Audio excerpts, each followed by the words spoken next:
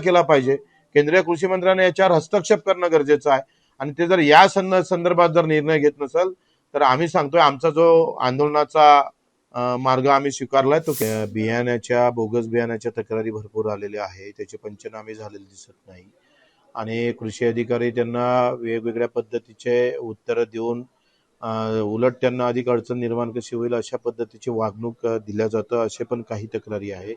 शावकारकीचे 2024ला वाशिमचं प्रकरण क्लोज झालं आणि अजूनपर्यंत त्याचा निर्णय झाला नाही। आता 2024, 25, 26 2 वर्ष अगोदर निर्णयासाठी बंद केलेली फाईल जर प्रमाणपत्र देत नसेल तर त्याच्या अधिकाऱ्याचं काम किती संत गतीनं चालतंय असं एकंदरीत चित्र आहे आणि मला वाटतं बोगस बियाण्याच्या बाबतीत केंद्रीय कृषी मंत्र्यांना याच्यावर कायदा करणं फार गरजेचं होतं।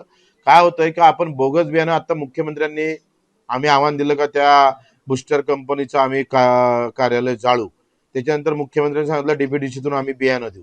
आता बियाणं दिल्यानं चालणार आहे का? फक्त तुम्हाला त्यांना पेरणी गिरणीचा खर्च पण द्यावा लागेल, दुबारा पेरणी करावं लागतं त्याला आणि नाही साधलं तर त्याचा वर्षभराचा उत्पन्नासहित त्याला पैसे दिले पाहिजे। कायदा नसेल तर कायदा केला पाहिजे।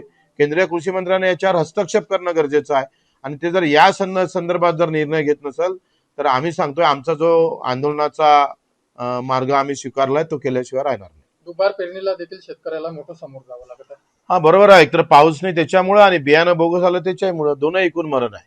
म्हणजे वरच्या वाल्यानंही मारलं आणि खालच्या वाल्यानंही मारलं, मग आता त्यानं जाव कोणाकडे असा प्रश्न आहे।